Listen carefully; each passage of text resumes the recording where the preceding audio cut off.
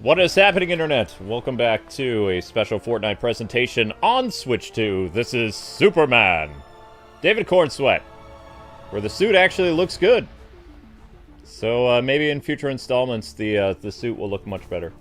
So, a lot of DC news today, like DC superhero stuff, actually. Yep, it's a bird, it's a plane, it's Superman. We'll be playing as David Cornsweat today. Hello.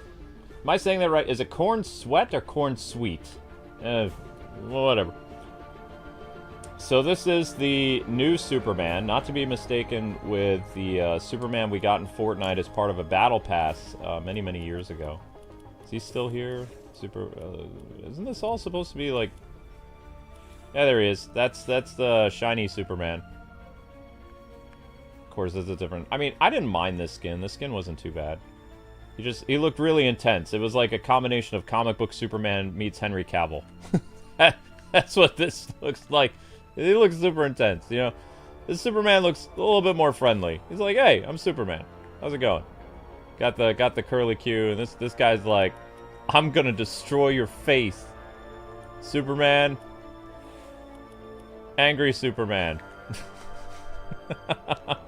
Yeah, you know? Anyway, he looks more approachable, right? He looks more like Superman that you can just kind of like have a soda with. Like, hey, I'm Superman. This one's like, oh my gosh, I'm sorry, I didn't mean to walk in front of you. It's like, I'm gonna melt your face with my eye beams. Zzz. So anyway, you can get Superman early if you go to the shop. There was a special Superman promotion that's not here anymore. And coincidentally, they have Wonder Woman in top sellers today because Wonder Woman's new movie was just announced. I don't know if you guys saw the news, but Wonder Woman just had... James Gunn just announced it. He says, we're working on the Wonder Woman movie. And it's going to be a new actress that's going to play Wonder Woman. Just like there's going to be a new actor that plays Batman in the Batman and Robin movie. So Wonder Woman, on top of her Paradise Lost show, has been announced that they have a script that they're writing for the new Wonder Woman movie. So James Gunn is full steam ahead on his new DC thing, even though people have said that the Superman screenings did not go well. But, I mean, I guess it's good to prepare for stuff. Like, why not, right? Like, you never know. I never really did like this Wonder Woman costume, though. The other one was fine. So there's Wonder Woman. So Wonder Woman's in development. Hooray. And we've got a full list of peeps here, so. Hello, country girl. How's it going? So, yeah, there was a lot of DC news. And on the Batman front... I guess we can go to... Is there a There's a Batman skin somewhere. Batman Ninja? No. Well, I mean, that's kind of like... No, that's not really like what's his name at all. But it's a Batman skin. So, if you guys missed today, Entertainment Weekly, I guess it is. It's either Entertainment Weekly or Entertainment Tonight, one or the other. James Gunn did an interview, and he said that the Batman 2 is still happening. They're waiting on Matt Reeves to deliver a script, and that his Batman movie that James Gunn is doing, which is Batman and Robin on the Grant Morrison run, will be an all-new Batman. So that means whoever the new DCU Batman is, he'll be interacting with David Cornsweat's Superman and whoever plays new Wonder Woman. Like, I don't know who's going to play new Wonder Woman, but... Why... Okay, that's weird. Okay, now she works. Yeah, new Wonder Woman. So, that'll be interesting. So we're playing as Superman, though. Something's off, though. I used to have more DC characters in this. 1, 2, 3, 4, 5, 6, 7, 8, 9, 10, 11, 12, 13, 14, 15, 16, 17, 18, 19, 20, 21, 22, 23, 24, 25, 26, 27. I thought there was at least 30 DC characters. Maybe I missed out on some. Who cares? I think I got all the ones I wanted anyway. Alright. So we're Superman. Let's go be super. Right? Yeah. Superman time. Super Boogie. It's so laggy. Yeah, this is the Nintendo Switch 2 version of Fortnite.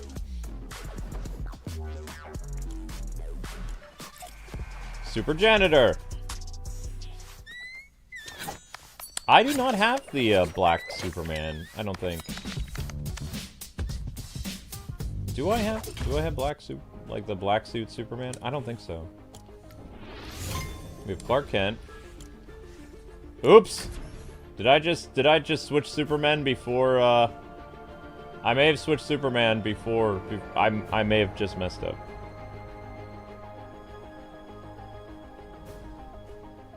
I may have just messed up and selected the wrong Superman.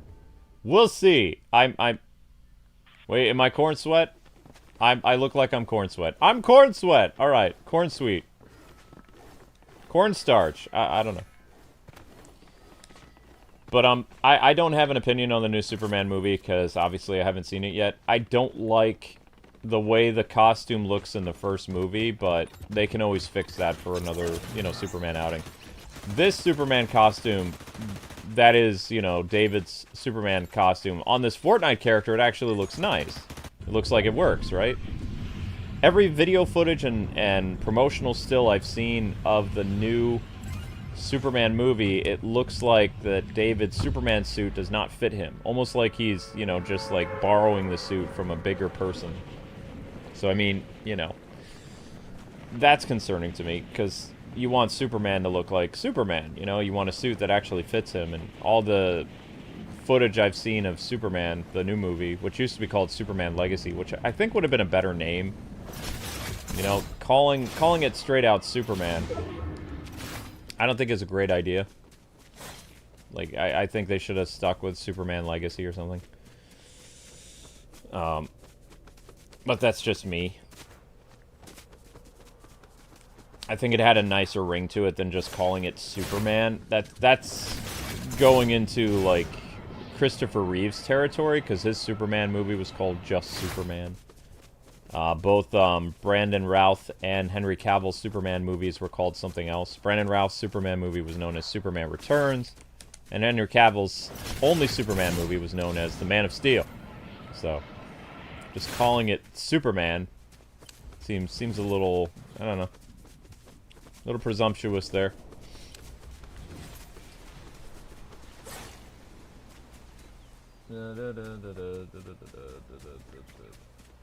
Corn syrup sounds appetizing. No, corn syrup's not good for you. Yeah, but, you know, I'm gonna go see the movie. I'm not gonna see the Fantastic Four, though. I don't want to see... Like, Amber and I were discussing this, so, like... We're like, what movie are we gonna go see for superheroes this year? And it's like, I'd like to see Superman. And she's like, I'd like to see Superman 2. And it's like, are we interested in Fantastic Four? And she said, no. I don't like the premise. I don't like the gender politics thing. I don't like the fact that Sue Storm's the leader. It just doesn't seem right. I'm like, same. So the only superhero movie we're going to see in July is going to be Superman. Just, we can't really get behind the Fantastic Four. It feels like Marvel is kind of making the same mistakes that Marvel makes on their Disney Plus shows. And now they're going to do it again on theaters. It was just supposed to be a fun movie about the Fantastic Four in the 1960s. And they just have to bleed in 2020's nonsense into, you know, a movie that's supposed to be about the Marvel First Family, and just, I don't know. I guess the best Fantastic Four movie is always going to be the first one from the early 2000s.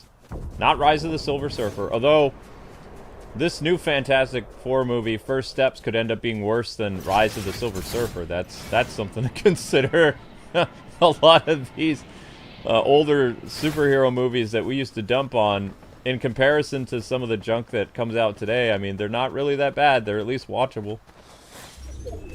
I don't know if I'll ever watch Rise of the Silver Surfer again, just like I'll probably never watch Superman 4, The Quest for Peace, but I'm just saying. Yeah, they couldn't help it. They said that Sue Storm is the leader of the Fantastic Four in First Steps. And that the whole movie is basically centered around gender politics, which is why they have female Silver Surfer. I'm surprised they didn't make Galactus a woman, personally, but it is what it is. But the Superman movie, aside from him fighting a Skylander, it looks interesting. Like, I think I know how the entire movie goes, so I won't spoil it for you guys, but I'm pretty sure that the entire plot has been leaked. And from what I know about this story, it's not enough to deter me from seeing the movie, if that's what it ends up being, you know? I really need to get the Superman flight ability. Oh, snap. No! David, no!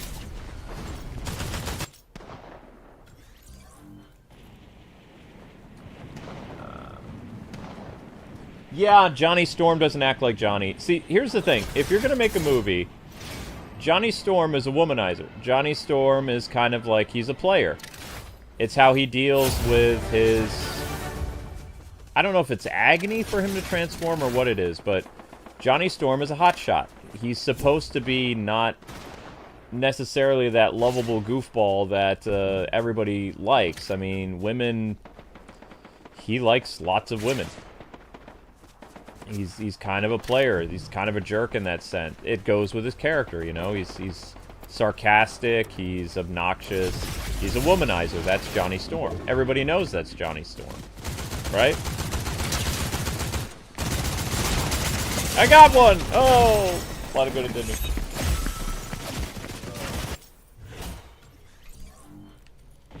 But the fact that... I don't understand why these people, like, in terms of the Fantastic Four, why are they so embarrassed to be the Fantastic Four? Like, what is there to be embarrassed about? You know, the characters are fantastic. Stan Lee wrote them the way they were. To not have them reinterpreted for, like, the modern era. Can you imagine if we had, like... This is the thing that I don't like about, like, you know, identity politics and activism and stuff like that.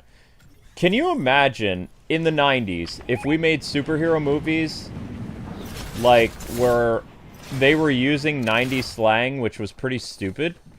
90s slang was things like, oh my gosh, like, no way, talk to the hand. Can you imagine then incorporating in a superhero movie? Which they did, Batman and Robin, which one of the reasons why Batman and Robin sucked is because they dated it to the 90s. The characters are all using 90s slang, they're wearing ridiculous 90s costumes, all this other stuff, right? So, imagine, go back to the 1990s and you have the MCU, and everybody in the MCU talks like they're from the 90s. They all have surfer dialects, all this other stuff, and they incorporate everything that's happening in the 90s in their superhero movies. Those movies would suck, right? So why in the world do these billion-dollar companies interject all this nonsense that's going around in the world right now? And, like, not even right now. A lot of people are kind of not acting like activists anymore because companies are dumping them. Just yesterday, 2 more woke studios in the game industry were closed down. Why? Because they weren't making a profit. The people that own them said, these studios aren't making the games that are selling anymore, so they fired everybody. The only people they didn't fire at these game studios was essentially people that were veterans that had been there for like 15 years, and they weren't like diversity hires. They fired everybody else. Everybody that wasn't pulling their weight. You know, they just fired everybody. Why are they doing that? Because they don't believe in the message anymore. They gave those people like 6 or 7 years, which I think was way too long to begin with. A lot of this stuff should have only lasted maybe 5 years, if that, because companies were losing billions. Millions and billions of dollars on this failed identity politics crap, right? So all these companies now are going out of business now. Why is that? Because society rejects them. Society knows that they're nothing but troublemakers. They don't care about the game industry. They don't care about making a good product. They only care about furthering a failed messaging, right? So the same thing with what's happening with Marvel movies right now is they're still using the failed philosophy that they've been doing for a while. And with the Fantastic Four, everybody was like, oh wow, this is going to be like a return to form, like Wolverine and Deadpool, you know? They're just going to focus on cool superhero stories. Nope, apparently not. So it's like, I want to root for Marvel, you know? But at the same time, it's like they're stuck in the past, so to speak, you know? And I talk a lot of nice things about the 90s, but the 90s was weird, man. We had weird slang. Really weird slang. We had weird fashion. Crypto! I shot Crypto. Hi, Crypto. We had weird fashion. We had weird slang. We had weird TV shows, all this other stuff. You don't want to make a movie that's set in the 90s, specifically, because it would make people annoyed. Same thing when they make these superhero movies now. If you were making a movie about the Fantastic Four in the 1960s, this is going to shock people, but it's true. You should have made a Fantastic Four movie about the 1960s. You should have incorporated what was going on in the 1960s. That would have been a big deal, you know? If it's the Fantastic Four in the 60s, show the 1960s. Don't just show the fashion. Show what's going on in the world at that point. You know, the Fantastic Four was created in the 60s, so utilize that. I don't understand why this is such a hard concept and it, like, you know, frustrates people. It's not difficult. If you're making a period movie, it needs to be set in that period. Stop interjecting 2020's nonsense. It doesn't work anymore. It just doesn't. And if you tell them that, they're like, oh, well, you hate this and that. It's like, yeah, I hate pandering. Of course I do. Who doesn't hate pandering? Pandering sucks. We didn't have movies in the 90s that pandered to stuff. We had movies that made cool stuff. Can you imagine if True Lies was like the movie where Arnold is fighting a bunch of like terrorists and stuff like that, and he's trying to be sensitive to the terrorists and say, instead of saying you're fired and like blasting that guy into another helicopter, can you imagine what True Lies would be like if it was made today? Or any great 90s film. Like, if it was inundated with all of this nonsense, do you really think those 90s action movies would have been really good movies? Do you want to know what made those movies so great to begin with? Is the fact that they took place in their own world. You know? The characters reflected not what was going on in society, but what was happening in their film universe, tailor-made to their film universe. Because while we did have Desert Storm in the 90s, we didn't have a invasion of people, like, attacking the US until, like, the, you know, 9/11. That didn't exist in the 90s. So film studios would take creative license of, you know, creating fantasy elements with real-world environments. Do they do that today in films? No, they don't. And that's why a lot of films fail. Is because they're trying desperately to encompass everything that's happening in the world around them, and it doesn't work. Not in a fantasy or superhero setting. So, and, you know, of course, James Gunn kind of did something similar, but the whole thing, his movie isn't just about, like, Superman being weak and whiny. Because the new Superman movie, he is going to be kind of weak and whiny. There's already been reports that the version of Superman that we're going to see in in Superman Legacy is going to be weaker in comparison to Cavill's Superman. Because James Gunn believes that Superman needs to be a little bit weaker at the start to kind of build up, you know, his superness later on. So you're going to see Superman get smacked around quite a bit in the David movie. And it's not my fault. Like, James Gunn is literally going around telling people, you know, that's what makes his Superman different than the Superman that came before him, is his Superman, we're going to see him struggle, like the hero's journey, you know? Basically, think about how relatable Bruce Timm's Superman was. Bruce Timm's Superman was very weak in compared to other Supermen that we knew from comic books and video games and things like that. But he was a more relatable Superman because we knew that he had weaknesses to magic, he had problems with all kinds of things. You know, he was manipulated by Darkseid, he was super strong in that world, don't get me wrong, but we didn't get to see his true strength until his final confrontation with Darkseid. It did change me to the other Superman. Oh no. I don't want to be the other Superman. I was just messing around. Yeah, I don't have the regeneration suit. Oops. Whoopsies. Alright, let's go back to you. Sorry, David. We gotta be you. Okay.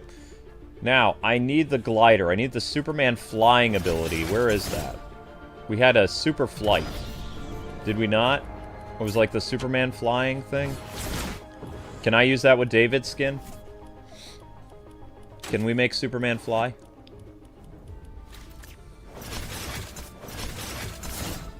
Ah, we can't make Superman fly. Darn, seriously? We can only make the other Superman fly? Why? Up, up, and away. See, that's a bummer. That's a bummer. We can't make Superman fly. Oh, that's rough. That's rough. That's rough. That's rough. That's rough. Oh, boo. No super flight. Huh. Well, I mean, the Red Robin wings are better than nothing, I guess. We'll have to wait until July for Superman to fly. Yeah, I hear you. All right, so we'll go back. I don't want Superman to have a sword. Let's give him a super shovel, because this Superman has to dig DC out of the trenches. There we go. Super shovel.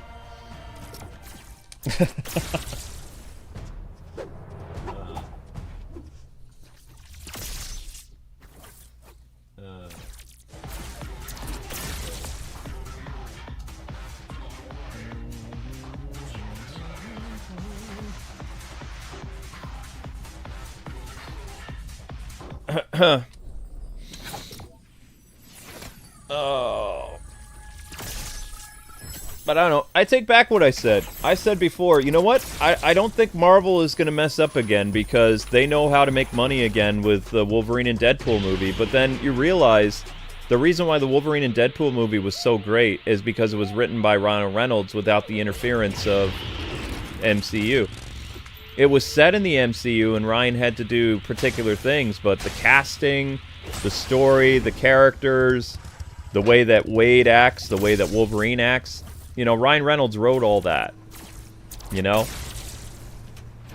And it just seems like the MCU... I think that the Robert Downey Jr. Doomsday movie or whatever, like Avengers Doomsday and Avengers Secret Wars, I think those are going to be really good movies because they're bringing back the writer from the previous Avengers movies. So I don't think you have to worry about that, but I think like a lot of the other MCU things that are happening, like I think Ironheart's going to be terrible. I think Fantastic Four is not going to do well. Might even be as bad as Eternals, I don't know. But I just really wish that Marvel would stop living in the past and, you know, just kind of move forward because this whole ideology nonsense is a failed concept. It doesn't work. It doesn't make money. It just makes people angry, and it just, you know, when these people get angry enough, they do violent things. Like, they can't accept, like, people misgendering them. They can't accept, if you have a disagreement in terms of, like, either political differences or just life differences. These people get, like, volatile and violent, and they try to get you kicked out of your job. They're not the bastion of sanity. So you don't want to model superheroes after this, like, failed, like, cult ideology. It's not a good idea. And that's why Marvel Comics is starting to change. You guys do know that this July there's a swimsuit Marvel comic, right? Like, for the first time in 30 years, the Marvel swimsuit thing is back. So, like, Marvel is chasing people that actually spend money again. I don't know what's happening in their comic books, but the Spider-Man and Mary Jane stuff is doing really well. Like, not the 616 universe, the Ultimate Universe, where Spider-Man and Mary Jane are married with kids that are, like, I don't know, 10 years old or something like that. Those books are selling like hotcakes. And that's more of, like, a traditional way of doing storytelling. It's a different approach to when Peter Parker became Spider-Man. He was an older man.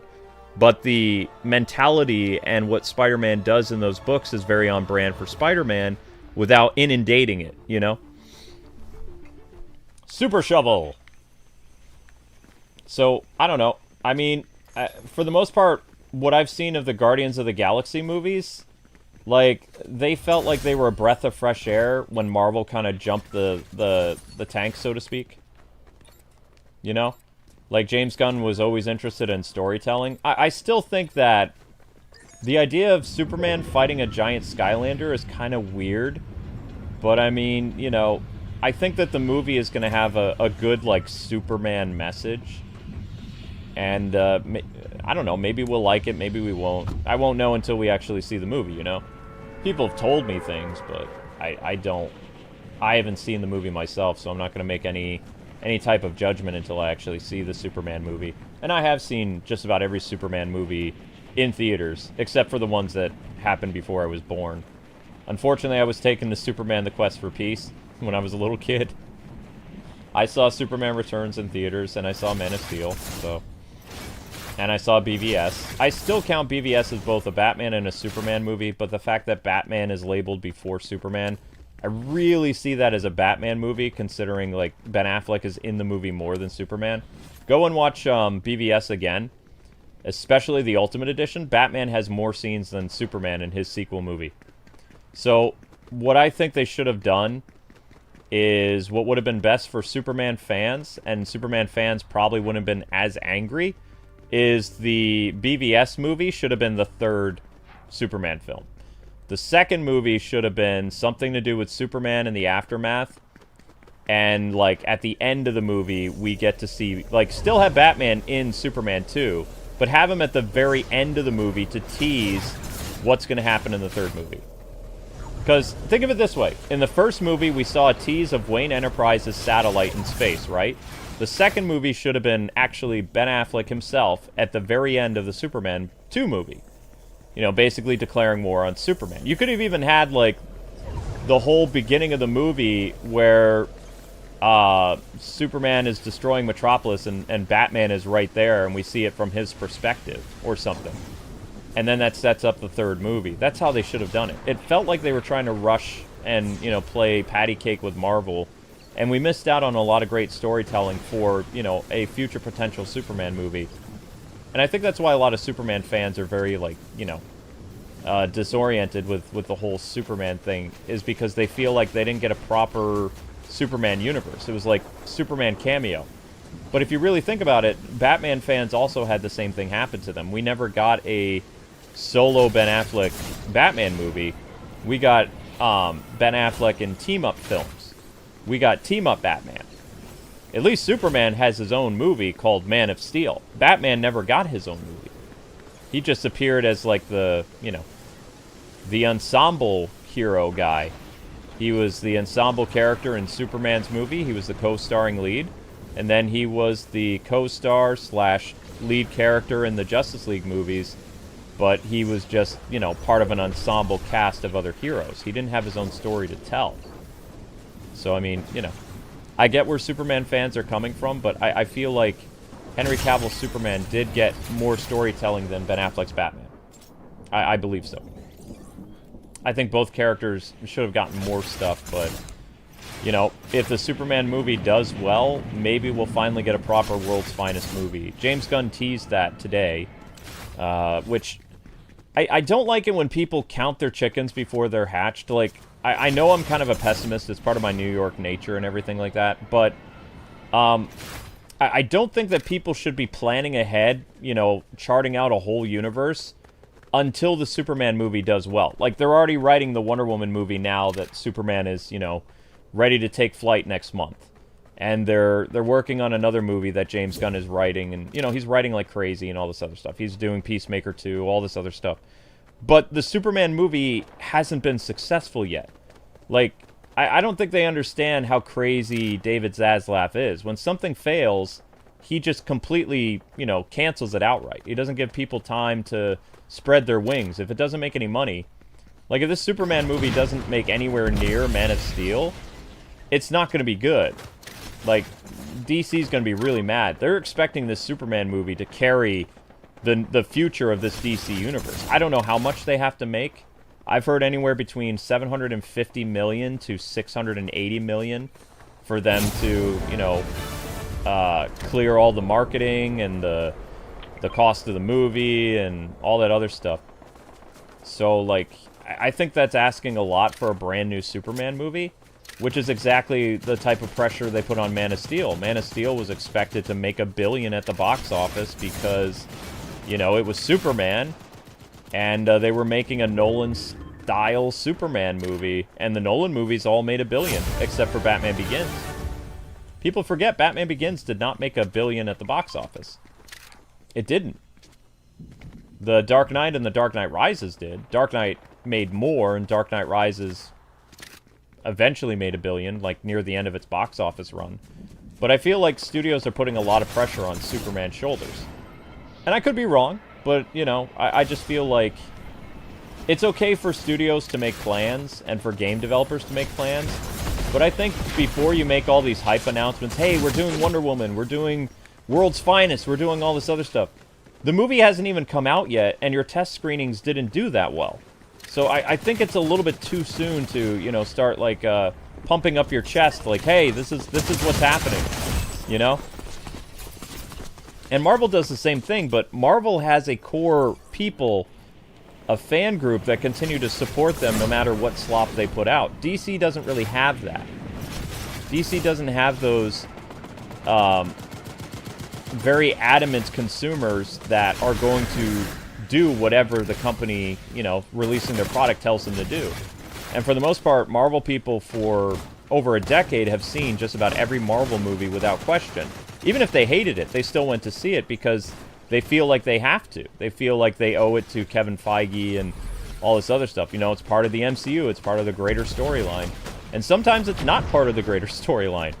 Sometimes things happen where they have to, you know, make a tight Eubank turn and change the direction of the storytelling. But the people are so, like, you know, used to the Marvel way of doing things that they just consume the product without even thinking about it. Except when it comes to Disney+. Did you know that a majority of the MCU fans actually do not watch Disney+? They stopped that after the Hawkeye show, so most of the Disney Plus shows that have come out for the Marvel Universe have not done as well as, like, you know, some of the previous shows. Any shows that don't star the original Avengers cast, nobody watches. They don't want to. And they shouldn't feel pressured either. There was a lot of reviewers that I saw talking about the Captain America movie that came out this year. They were like, I don't really remember Sam doing all this other stuff because obviously they didn't watch the Winter, you know, the Falcon and the Winter Soldier show. Which was okay, but, you know, you technically don't have to watch that show to understand Sam as Captain America. You understand Sam as Captain America in the opening of his new movie. So his show was kind of pointless. And that's what a lot of the MCU shows are like, though. They're just not very good. And people just are kind of like with Marvel, they're like, yeah, no, we don't want to do this anymore. They're building up Ironheart a lot, but Ironheart's going to do really well the first couple episodes. People will hate watch, and then they'll drop off the way they did with the recent Star Wars show that just came out. It had a very strong showing for the first couple episodes of the next Star Wars, whatever it was, Endor Season 2 or whatever. And then they started to fall off the face of the earth when people started to get annoyed with the show. You know? And it makes sense, you know, because people are getting tired of the way that shows are narrated. It's just like, it's not to the point of eye-rolling anymore. It's like people just don't want to be preached to anymore. They're just like, we're done. You know? And so, I guess a lot of people have been telling me, well, with Superman, there's going to be some of that. It's like, well, there was some of that in Guardians of the Galaxy, but, you know, like James Gunn or not, the guy is a good storyteller. And you have to admit it. Even if you don't like James Gunn as a person, which I don't, I think he's a weirdo, I think that he's really good at writing superhero things. I think that he understands what superheroes are. I just believe that he doesn't incorporate the superhero morality into his own life. Like, that's what I believe. It's like, he understands how to write the characters, but he doesn't know how to apply what the characters teach him in real life. And that's why he's a creep. So, but I still think he's a good writer. So I'm you know, I'm not going to take that away from him. But the importance of superheroes is to teach people the importance of good versus evil. And a lot of these writers and stuff like that today, when they're writing about the superhero stuff, they kind of neglect to talk about the evil. You know, they're just trying to write superhero stories about what's going on in the world around them, and they neglect to actually do the good versus evil core storytelling, which is what people want with their superhero stories. You know, the superhero has to fight a bad guy. The bad guy in the Superman movie is Lex, and it's also a giant Skylander. And I call it a Skylander because if you look at the monster that he fights, Compare it to the Skylanders you played with as a kid. It looks like a Skylander. And it doesn't even look like a creepy monster thing. You know, it's got these giant big eyes that look like they're cartoon-like, and it doesn't look like it was created in a lab. Like, even though we made fun of Doomsday, like, a lot. All of us made fun of Doomsday in Zack Snyder's Justice League thing, right? Show of hands. How many people made fun of Quasimodo Doomsday? How many people? How many people thought Doomsday was the stupidest thing you've ever seen, and it didn't look like real Doomsday, and it just, like, it looked terrible, and everybody made fun of it for, like, a decade? I did. But that was a believable monster that Lex cooked up in his lab. Is this monster that Lex creates look like something that it came from, like, a real-world lab? No, it looks like it came from a cartoon universe. You know? It's these types of elements that make me see the Superman trailers and the Superman promotional stuff and the Superman figures and the Superman comic tie-ins and all this other stuff. And I'm just looking at this. It's like, he's on the right track, but also he doesn't get certain things. Like, I understand that he's trying to make the Superman thing look very, like, family-friendly and stuff like that, but sometimes there's something called going too far, you know? Like you're really trying to reach really hard to appeal to every type of audience demographic, and you don't need to. It's a Superman movie. The bright costume and the smiling superhero is going to attract families and kids to go see it. You don't have to go out of your way to essentially make a giant teddy bear T-Rex attacking Metropolis. That's stupid.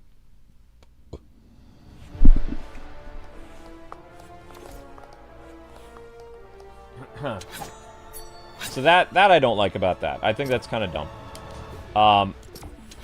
It is a comic book movie, but at the same time, it doesn't have to be a cartoon comic book movie, you know? They could have made the monster look like a believable creature that came out of Lex's lab. Because even though Doomsday looks stupid, it looked like the fusion of Kryptonian DNA with human DNA. It was, like, mutated. It looked terrible, right? It was supposed to. It was supposed to look like a... On paper, the designs that Jim Lee made for... What's his name? For Zack Snyder, when they were drafting the Doomsday thing, Jim Lee's interpretation of the Doomsday in the Snyderverse looked more terrifying than what we actually got in the movie. It looked like a joke, right? It looked like Quasimodo. It had a hump. It was disfigured. It was mutated, but it wasn't, like, scary. It was just kind of like, oh my gosh, what happened to Zod? You know, it's like, this is supposed to be Doomsday.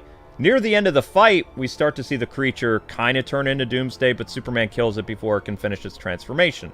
It's starting to get the bone-like, you know, things popping out of it, and its face is starting to get, like, more shaped around what Doomsday's supposed to look like. But for the most part, it you know, it just looked like a joke.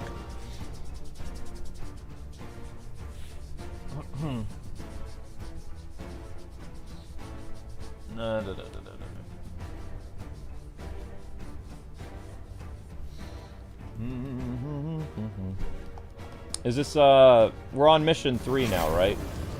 Alright, so we just gotta wait. So anyway, switching gears, how do you guys feel about the whole Switch 2 Fortnite thing? Are any of you guys seeing any major key differences between this and, like, playing this on PS4, playing this on the Switch, playing this on Steam Deck? I don't play Fortnite enough, so I can't tell you, like, how this feels. For me, it still feels like I'm playing this on Switch a little bit, with, like, the character detail just being a little bit better. Sort of.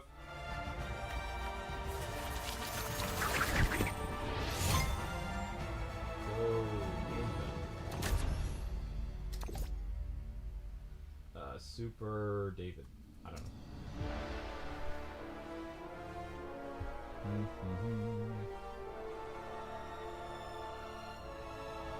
Because I've seen, you know, nicer looking Switch 2 games.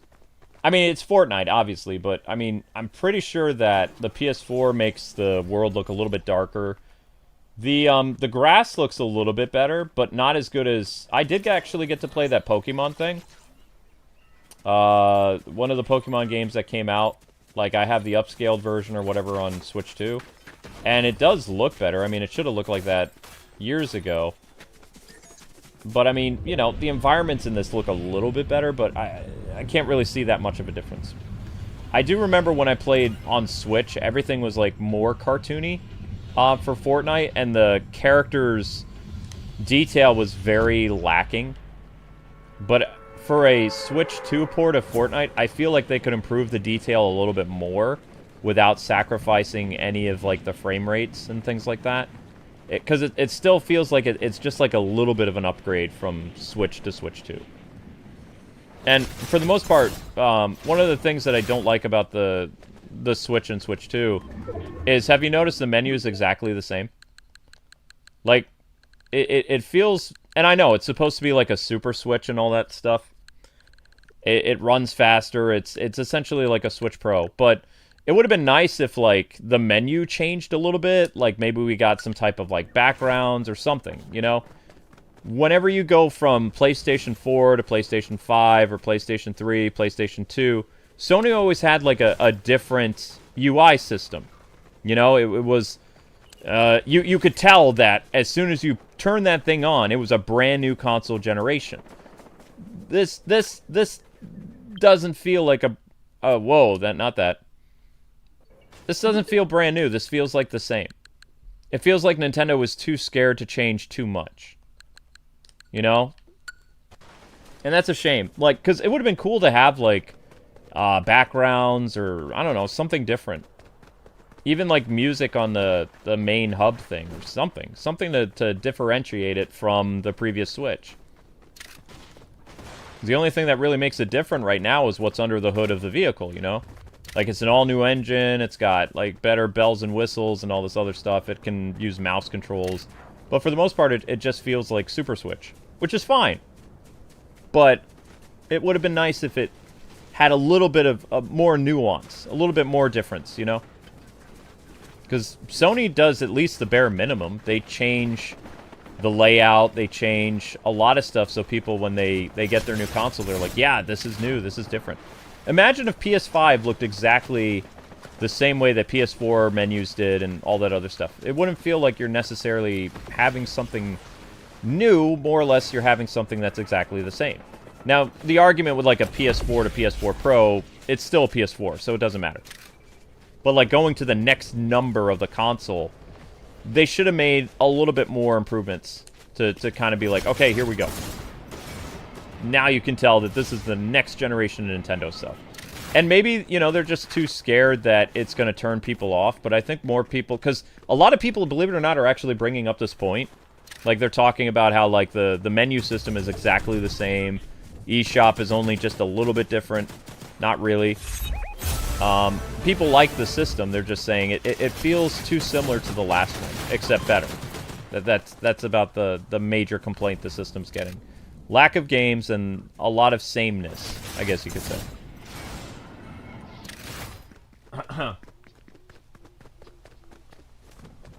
Exactly.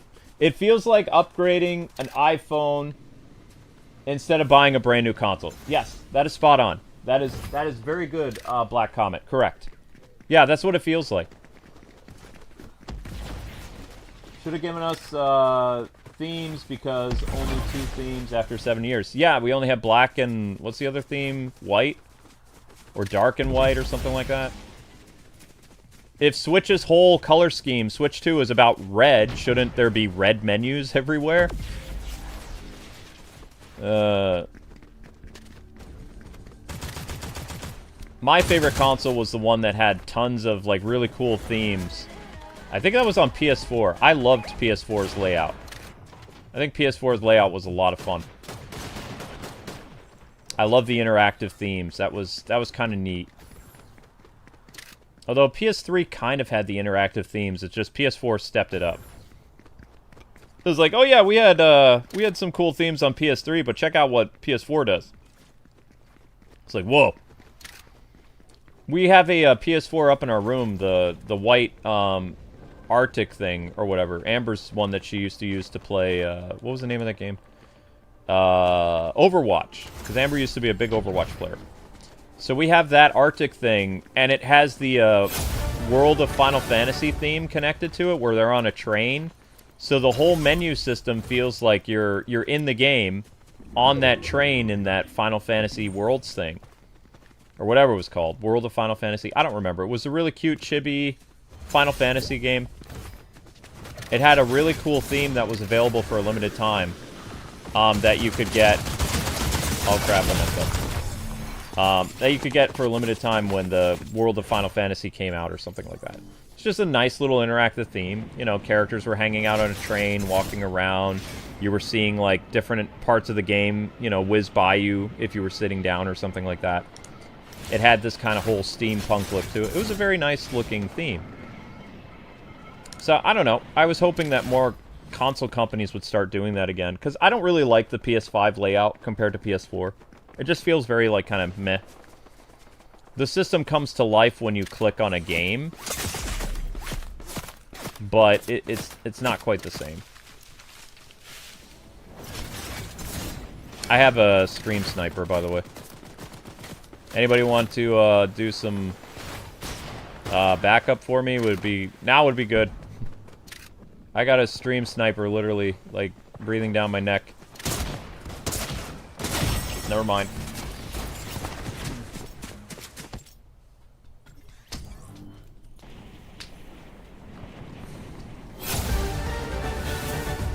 Explains why Amber knows so much about Marvel Rivals. Yeah, she used to play Overwatch a lot. She would stream it on Twitch. She would sit in her little beanbag chair with her Arctic White PS4, and she would play 2 games. She would play Overwatch, and she would play... What was the name of that other game? She really liked the game Destiny 2. Those were the games that Amber played.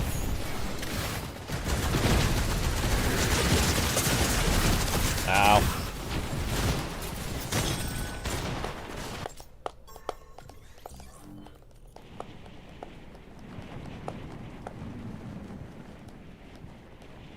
Well, I mean, you know, PS5 is a great system, but I like the signature themes that you used to be able to get. It made the system feel more personalized, like it was your system. Like, my PS4, if I ever hooked it up again, I have an Arkham theme that was really cool. I still have a Arkham Origins theme on my PS3, which is really awesome. And Amber has that on her PS4. She has that World of Final Fantasy thing. So it's like it feels like it's your system, you know. Whereas the PS5, it just kind of feels like it's everybody's system. It doesn't have that, like, personalized touch. Same thing with the Switch 2. The Switch 2 just, it feels exactly like the Switch.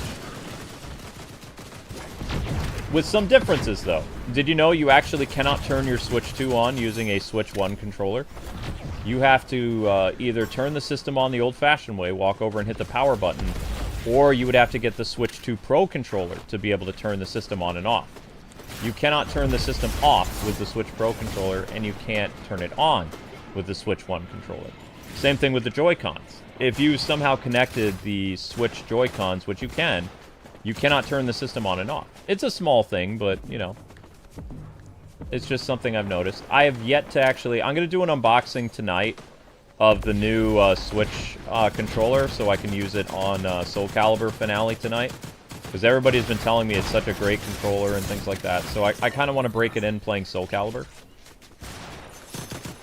And then I'll be able to tell people, yeah, this is what the controller feels like, and things like that. So I'm going to do the unboxing of that controller tonight, and then get that up tomorrow.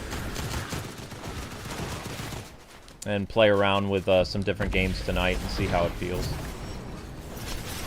Because I've been lazy. I've been using the Switch 1 controller. Like, I'm still using my Switch Pro controller that Amber got me for my birthday. The Smash Brothers one with the nice, you know, Smash Brothers graphics thing, or whatever. Decals, I don't know. I like it. I like the look of it. So I haven't busted out the new thing yet. I fell for that one.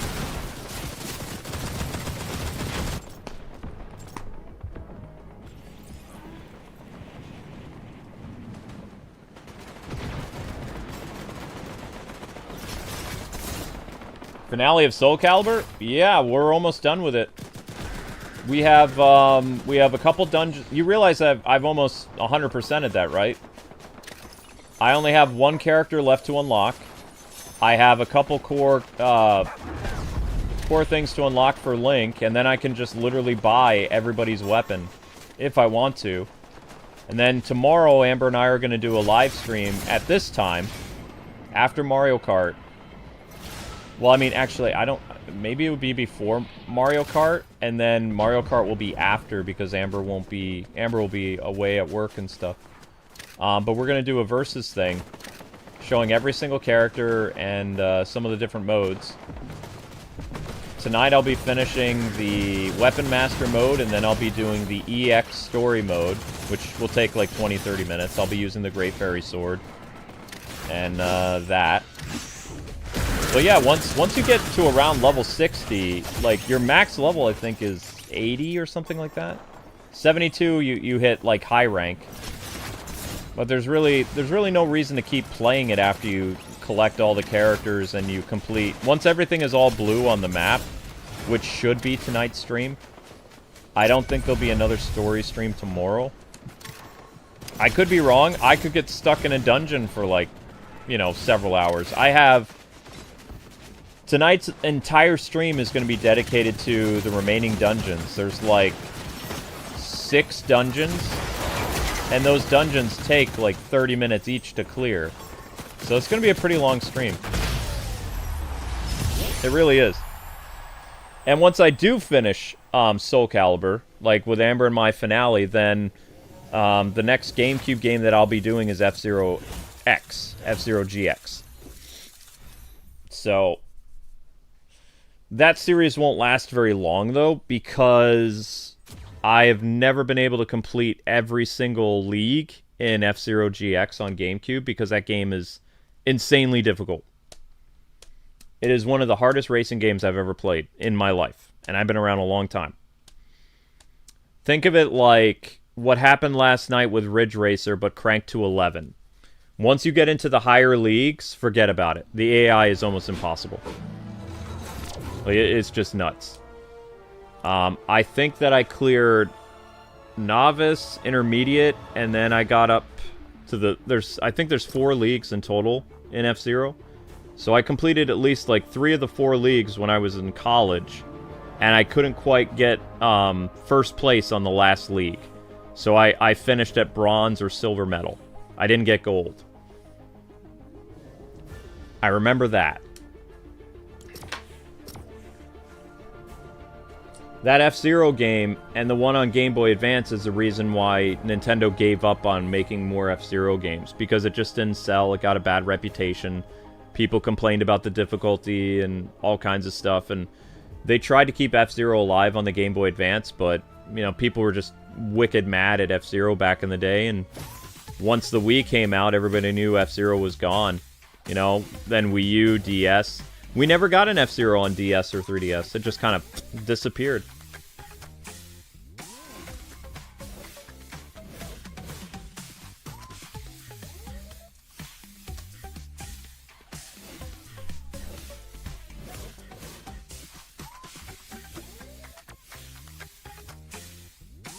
I won't really be doing a lot of non-Switch 2 content until August.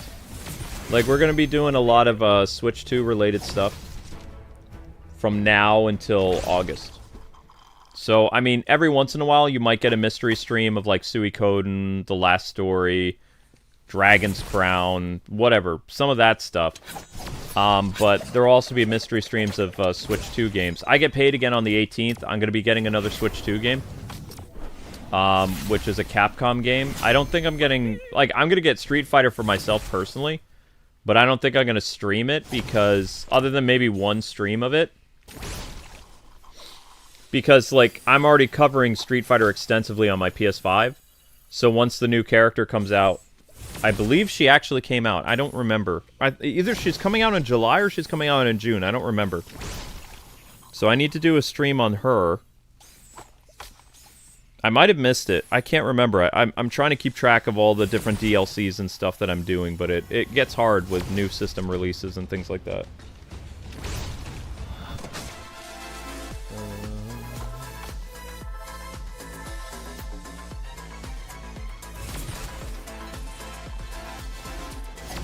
Well, I mean, the reason why Bucky as Captain America would make sense to you is because that's what made sense to the actor, too.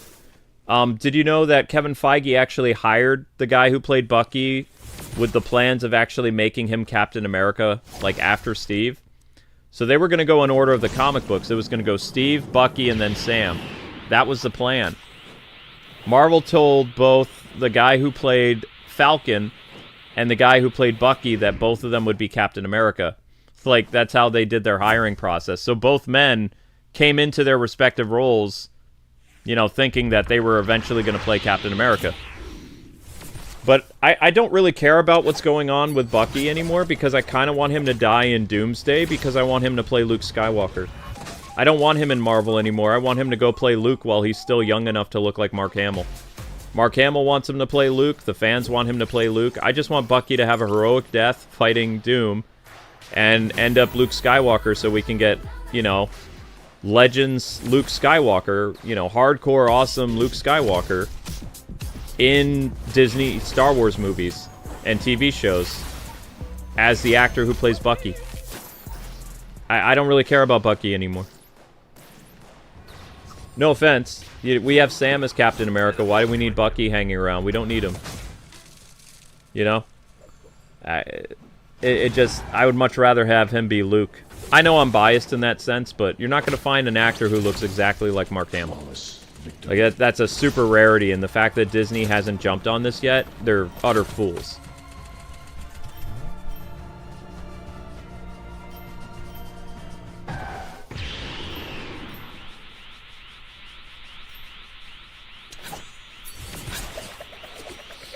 Yeah, I wish that, I wish Hulk at least had a cameo or some type of, like, appearance in the Captain America movie, because they took one of the best Marvel movies, which was the Hulk movie with, what's his name? Who played Hulk again? I can't remember the guy who played Hulk. Edward Norton, right? Was that it? I think it's Edward Norton. I can't remember. I haven't seen him in a lot of movies anymore. But the Hulk movie with the first MCU Hulk movie was really good. It was a great movie. It's one of their best. It's like right in line with like the first Iron Man movie and stuff like that. It's really good. They took the Captain America 4 movie and they basically used the plot of that really successful Hulk movie, but they didn't have Hulk in it at all. It's like, what? That was such a missed opportunity. It was like, what were they thinking? And the one person that you wanted to have a cameo in the movie would have been Bruce Banner, and the cameo you get is Bucky? It's like Bucky and Sam are so not connected to that Hulk universe at all that it just felt like so, like, what?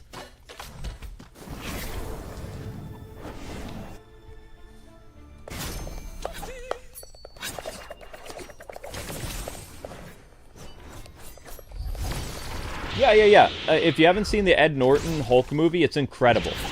Like, I highly recommend it. It is really, really good.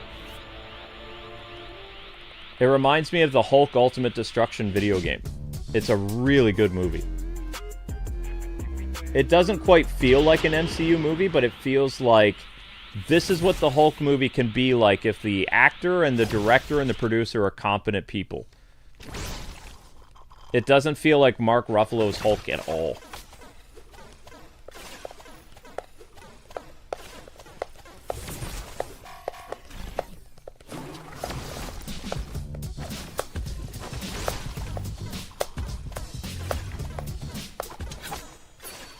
No, I don't think Ironheart's going to be good. I think it's going to be garbage. I don't think so.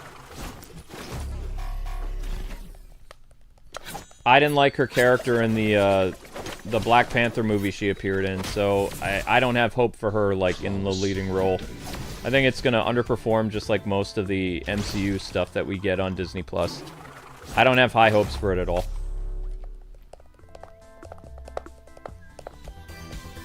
Of course, it's incredible because it has the Incredible Hulk. Well played.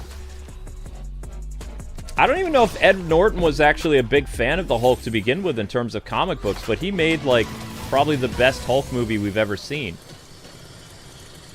Although Harrison Ford was actually pretty good as Red Hulk. He felt like Savage Hulk from the old days, which I think a lot of fans wanted to see again. Because a lot of people have seen, like, weak Hulk in movies for quite a while, you know? Unless they do Planet Hulk and they actually make Hulk fierce again, but will they do it? I don't know.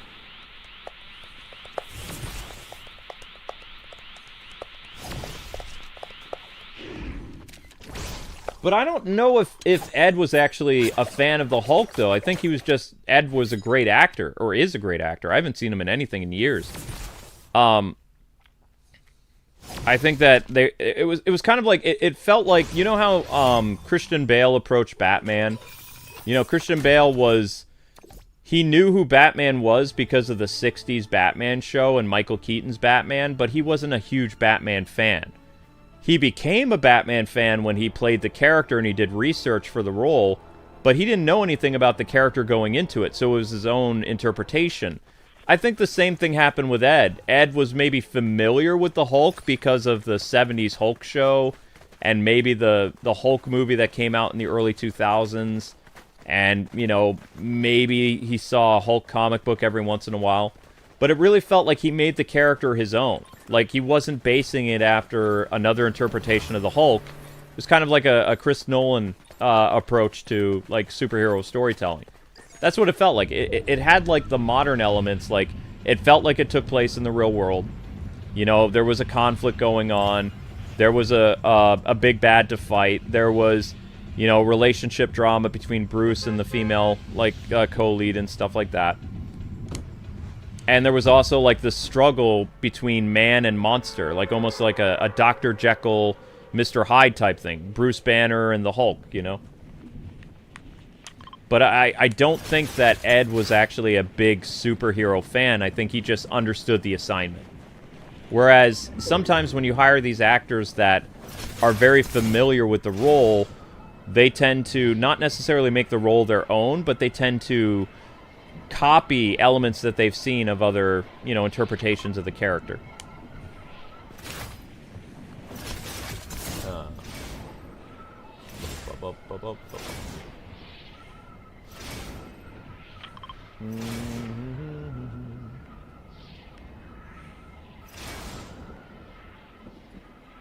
Oh, so that's why they got the guy from 13 going on 30, is because Ed refused to do the movie? He didn't like where the Avengers were taking the Hulk? Ah, okay. So that's why they took a gamble with Mark Ruffalo. Well, if Ed would have been our Hulk, the dude probably wouldn't have done movie spoilers. People are like, talk about DC. There's not a lot going on with DC right now. There really isn't. Like, I mean, I already kind of talked about it. James Gunn announced that he's doing a bunch of movies, and I'm like, James, don't do this because you're counting your chickens before they hatch. You know when he should be announcing his next big DC projects, like Wonder Woman, World's Finest, that kind of stuff? When the Superman movie has actually been in theaters for 2 weeks, and the movie is doing substantially well. This is the problem that I have with DC. This is the problem I've always had with DC.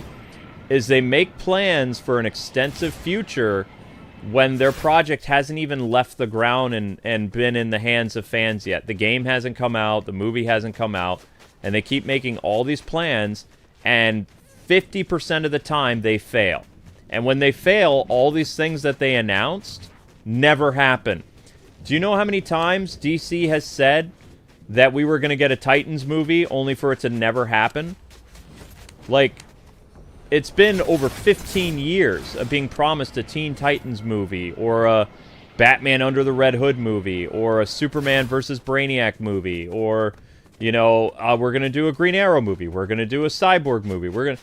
They keep making all these major plans, and then it never happens. Same thing with their video game universe. I don't think you want me to talk about DC, because I'm just going to rant, because DC has been nothing but disappointment. Their comics are disappointing. Their video games are disappointing. Their leadership is disappointing. You know, they need to rename themselves Disappointing Comics, because they keep disappointing long-term fans. Every single time. They made us wait 10 years. 10 years for a new Batman game. Think about that. 10 years for a new Arkham game. That's unacceptable. Absolutely unacceptable. They sat on some of the biggest IPs in the world because they were gun-shy, so to speak. So they let Marvel become the superhero video game giant because they were too timid to actually release something and be like, you know, we could make a little bit of money on this Arkham game starring Damian Wayne, but we probably won't make as much as we did with the last game. Who cares? Just release it. Because what you did is you caused everybody to be in starvation mode, and they went to the person that actually had a table to sit at to eat food. We actually could go somewhere and order something to eat. Whereas with DC, we have to keep having leftovers of something we've already played over and over and over and over and over for a decade. So no, I don't want to talk about DC, because DC just keeps dropping the ball. Over and over and over and over. Most of my adult life, they've been nothing but failures. Their comics suck. Their games, they have no idea. They have no direction.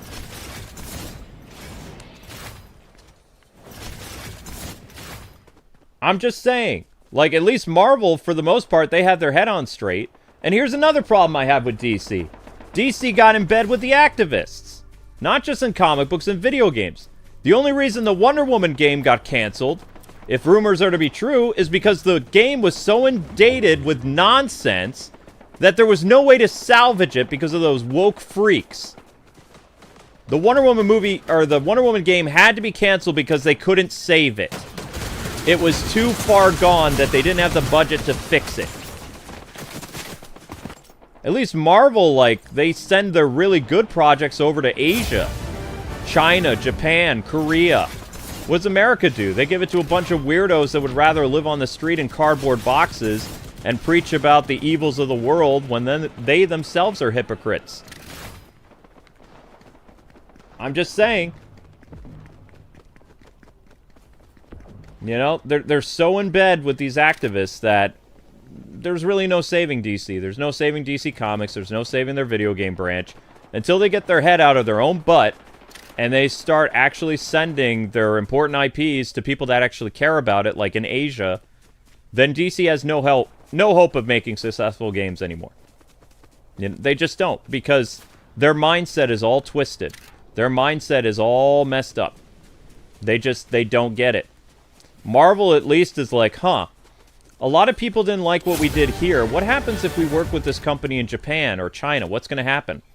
Lo and behold, it worked. Why did it work? Because you removed the people that are causing problems from the equation, and people who are completely not associated with any of the nonsense going on in the West were able to make a fantastic product, which was Marvel Rivals. Why? Because they weren't constantly going to Twitter where people are saying, oh, this character can't look like this because they look too sexy. This is the male gaze. This is blah, blah, blah, blah, blah. China didn't care. China was like, what can I do to make money?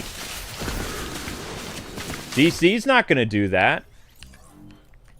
The Wonder Woman game was so messed up behind the scenes that literally you'd be wondering if Wonder Woman was walking around with a burqa. Like, just the whole thing was a man-hating game. The storytelling had been completely hijacked from what the original, like, announcement for the Wonder Woman thing was. The original Wonder Woman game was going to have the actress who played Wonder Woman from the Justice League cartoon show attached. She was going to be the voice of Wonder Woman the same way Kevin Conroy was the voice of Arkham Batman. But they ended up firing her, supposedly, and they were going to bring in some weirdo.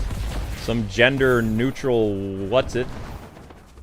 They also completely changed, like, the very, like, we'll say, sensible feminist storytelling to a very militant feminist. Like, you know, incel tears, all that nonsense. They had some really crazy people working on the game. There was no way to salvage it. It had to be canceled.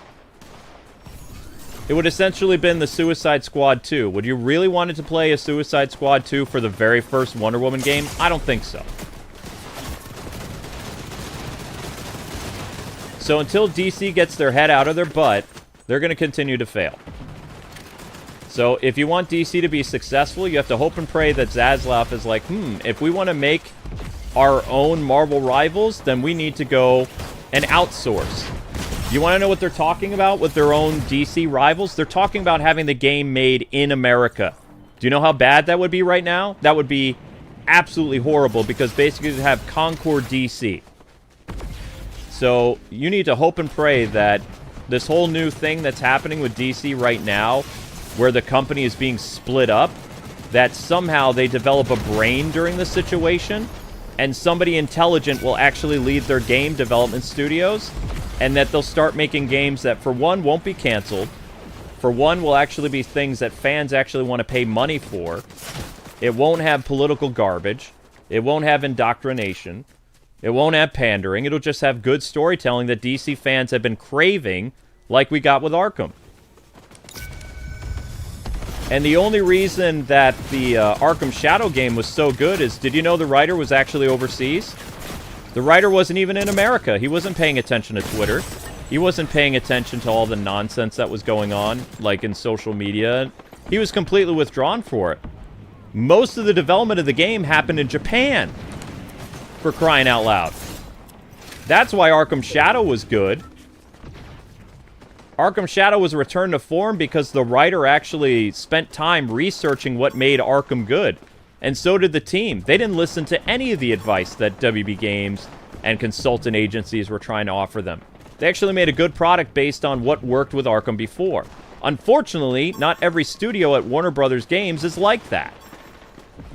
So until they have a more unified vision, I'm sorry, but when they announce the next superhero game, if it's actually made in the West, it is going to suck if it's made by DC. They need to get out of this country, and they need to change their mindset to stuff that fans actually want.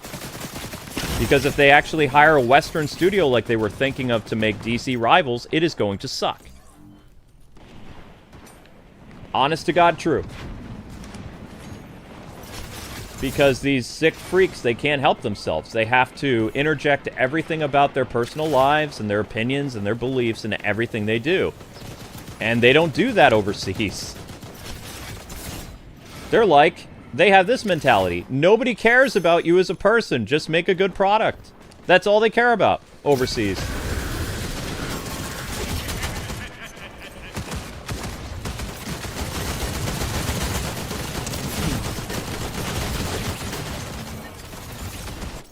What about Batman Begins or Arkham Origins? What were good about those games?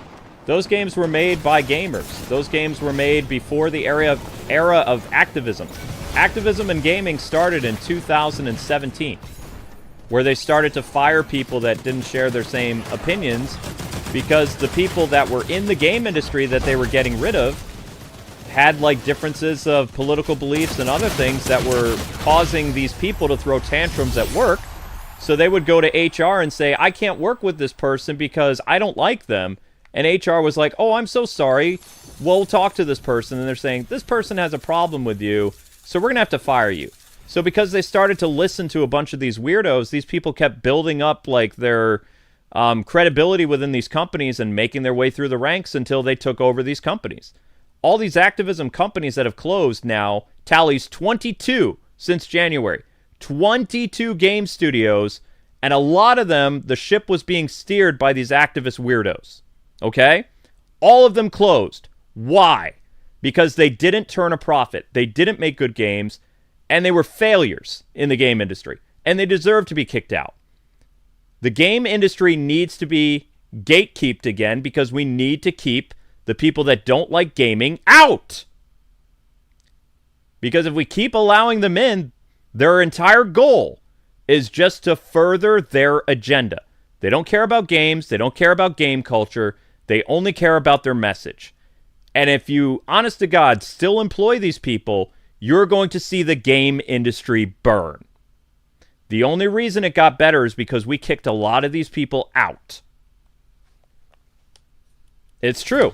Whether it hurts your feelings or not, I don't care. It's 100% true. It is 100% honest to God true. That's the reason why the game industry has sucked for 7 years. Is because these people came in. I had people I knew that worked. This actually happened to me. I had somebody complain about me in 2014 at a game publication that I worked for. They didn't like my politics. They didn't like my the fact that I was a Christian. They didn't like the fact that how I did my game reviews for the company. I was already on my way out, but they actually went to HR to complain about me And this was back in 2014. This is some blue-haired freak weirdo who came in to work for one of the companies that I worked for. And I was just doing my job. And here this person was, you know, just wanting to talk about all kinds of nonsense. And this was before 2017. You know, they were doing this stuff early. They were weaseling their way into our industry in game press, in writing jobs in the game industry and all this other stuff until they got into positions of power where they could basically mandate and make everybody they hired exactly like them. When the most important thing about being a gamer is you hire gamers with good ideas. You hire gamers with heart and passion that want to make good things so people will buy them. These people didn't care about people buying products at all. You know? It's exactly the same people that were in the comic book industry. So that's why I don't like talking about DC, is because DC is basically corrupted. DC is compromised. Marvel's at least getting their head together. They're making swimsuit issues again. You know how crazy that is? 30 years since the last Marvel swimsuit issue, because they believe all their Marvel fans for like 10 years were all male gaze people. Like, they hated their male audience that was actually buying comic books to look at pretty characters. So they purposely made their Marvel females look like dogs. Because, you know, they were trying to be like, hey, this stuff isn't made for you, so they were alienating their Marvel Comics audience. Now, because their sales were suffering, they went and, you know, went back to the old way of doing things. Most of the Marvel art now is very nice. I would say for the past, like, what is it, 2.5 years now, Marvel Comics, like, character art has actually looked, like, really nice again. But there was a time where it looked like trash.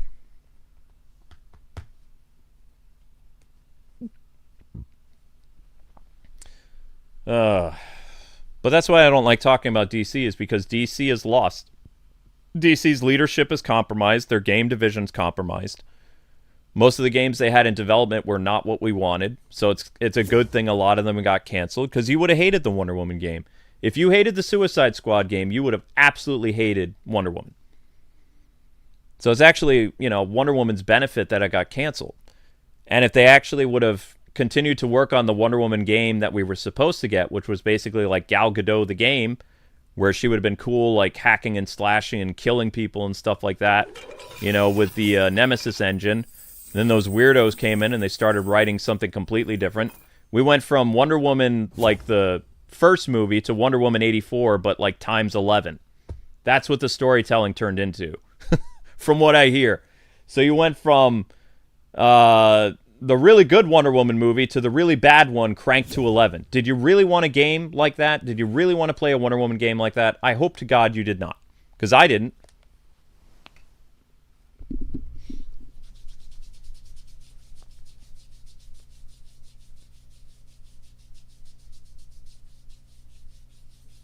Are we going to get an Arkham Shadows sequel? I don't know. I've tried to talk to the Arkham Shadow people. It sounds like, unfortunately, the Batman franchise is back in the hands of Rocksteady. So, again, more bad decisions at Warner Brothers. Like, the people that should be making the newest Batman game, that should be in charge of the newest console Batman game, is not Rocksteady. That's a bad, bad, bad thing. Rocksteady's compromised. Rocksteady's 100% compromised. I think that was a bad decision by whoever was in charge of that decision, because Rocksteady proved that they completely have no idea how to work in the Batman mythos again, and the fact that they were given the Batman license over the people that made Arkham Shadow is devastating. Apparently, they won't let 2 Batman games be in development at the same time. So the fact that Rocksteady is working on a Batman game, it means that, you know, another team can't work on Batman. I believe that's what the rule. So Rocksteady, unless they get a really good team, and unfortunately they don't have a good team right now, so you're going to get, like, Batman Suicide Squad. Because the problem is, the people who are writers at Rocksteady's side right now, they're very inundated with the culture of 2020 through 2024. You know? So if you've ever interacted with those people on Twitter, like that mindset, then these people are crazy. You know? So if I was WB or whatever, especially with this whole... You heard that DC is splitting up, right? Like, Warner Brothers is splitting into 2 companies. Have you guys heard the news? It's official. What they need to be doing with the game division is they need to have multiple projects being worked on at once. You can't just have one company work on Batman. Because chances are people are not going to like what Rocksteady makes. People don't trust Rocksteady anymore. What they should have done is with the new Batman game, they should have taken like a more like Arkham Asylum approach, like what Square and Rocksteady did. It was a fusion of 2 different teams with great ideas. Instead of just being like, okay, Rocksteady was the veteran that made Arkham Knight and the Arkham franchise. Of course they're going to make the next Batman game. They're compromised. So what you needed to do is you needed to combine teams from Camouflage and Rocksteady and WB Games and have them all work together instead of just one group over the other. Or if you were just going to create a brand new team that would just make Batman, then Camouflage, especially the writer of Camouflage's Batman game, should be the one spearheading that project because they understand how to write Batman right now. The people over at Rocksteady don't know how to write Batman anymore because they're basing it on how Batman is being written in DC Comics right now, which is not a very good Batman. I'm not talking about Absolute, I'm talking about regular Batman has gotten really weird compared to when the first Arkham games came out. So there's a huge problem with that. There's a problem with their leadership. There's a problem with the people that are working on things. But if everything is to be believed what we're hearing about the Batman game in development, it doesn't sound like Camouflage is working on it, which is troubling. They should be able to make their own Batman VR sequel, and Rocksteady should be able to make their Batman game at the same time. That's just my personal opinion. But I don't know if they'll let them do that or not.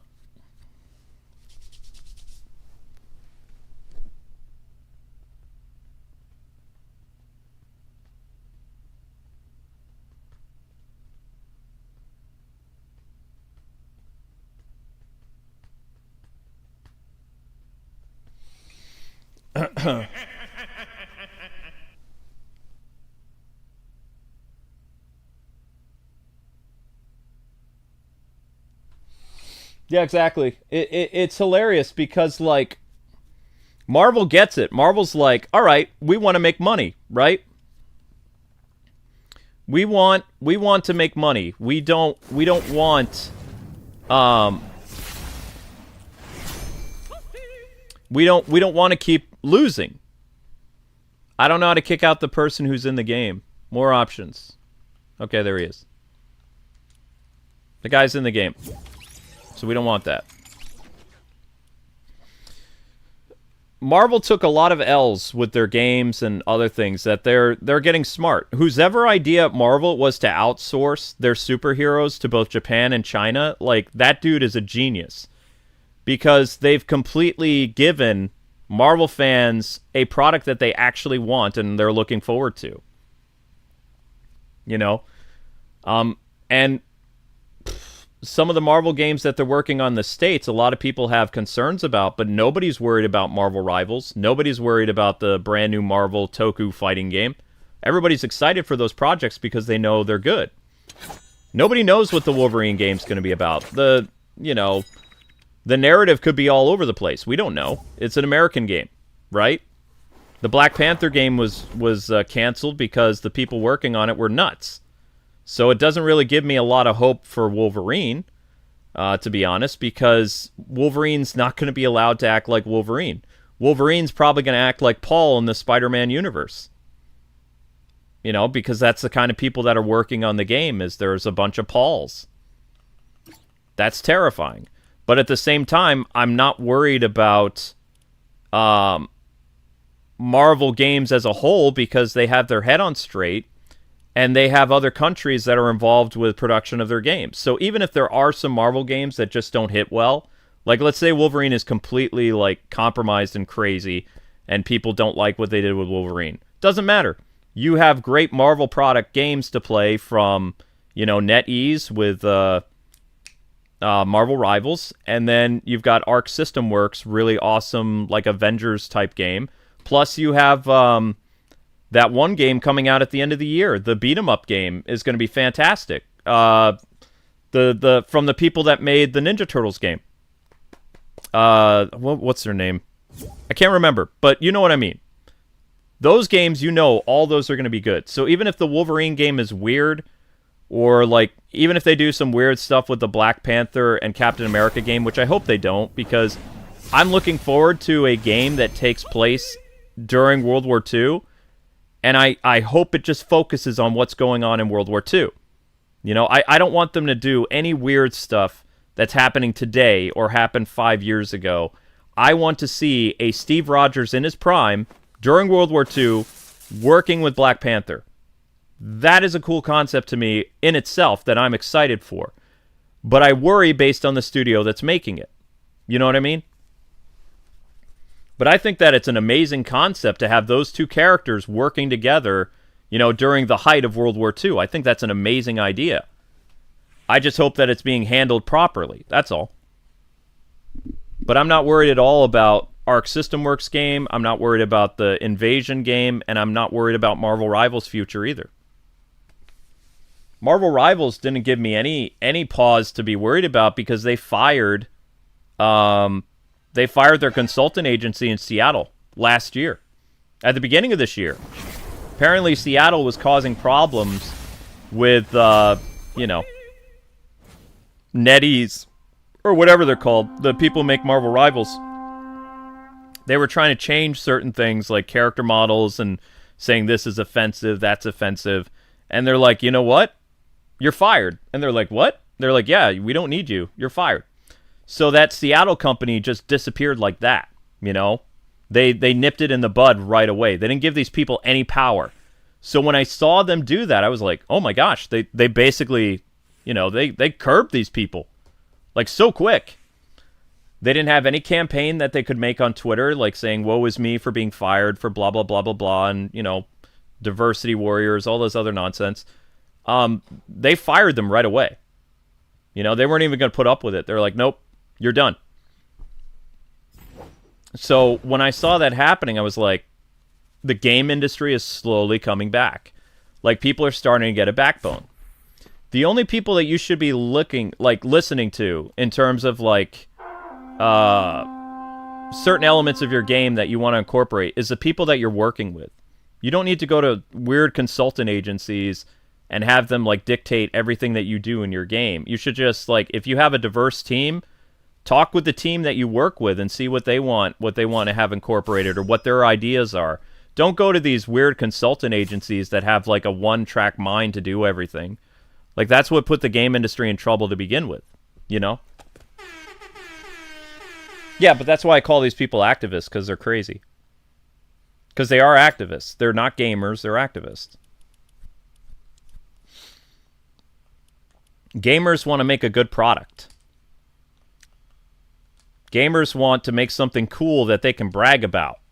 They want to make something amazing that people can play. They don't want to, what's the word I'm looking for? They don't want to make something that's garbage because then that impacts their reputation. They got into game development because they want to make something to further the legacy of video games. The problem is what we had in the game industry is we had all these weirdos that didn't want to increase the lifespan of gaming. They didn't want to add to that legacy. They wanted to destroy it because they didn't like how gaming was before. You know what I mean? That's a problem. How are you going to work with somebody that doesn't like how video games are run? That doesn't make any sense. It's like, why are you in this industry to begin with? If you're just in the industry to change it and you won't even compromise with people, what is the point of you working there? It's not going to really achieve anything at all. And that's the problem we had with these people, is they weren't willing to meet halfway or anything. They were just there to change. Character models look too male gaze. You need to change it. This story is very geared toward male gamers. You need to put in a female lead, and it has to be about a female power fantasy now. So there were all these changes that they kept pushing over and over and over and over and over again. And finally, companies got backbones and started firing these people when these games all failed. If 2024 didn't happen, where more than half of the games that released last year got destroyed, like they just all bombed, then 2025 and 2026 would be more of the same what you had 2020 through 2024. So last year was a huge thing. It was a huge step towards going back in the right direction.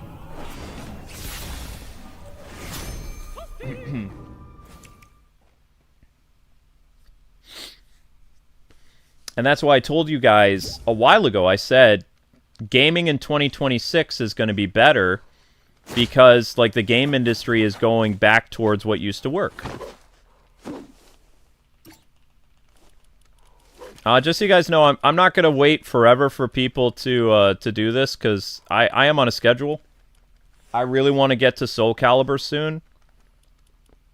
So I don't want to stream like, you know, Fortnite for like 3 hours. I want to get to Soul Calibur and beat that game soon so I can get to my next project. Like if you guys don't ready up like in the next couple minutes, I'm going to have to end this stream because I don't want to have this be a prolonged thing. I appreciate the super chats, I appreciate the discussion, but just so you know, unlike other streamers, I am on a schedule. I need to go from the next project to the next project. I got to go boom, boom, boom, boom, boom. Once I hit 1,000 views, I usually drop. So I hit 1,000 views on this stream, I want to go. So either you're going to ready up and we're going to play, or I'm going to jump off and get Soul Calibur started.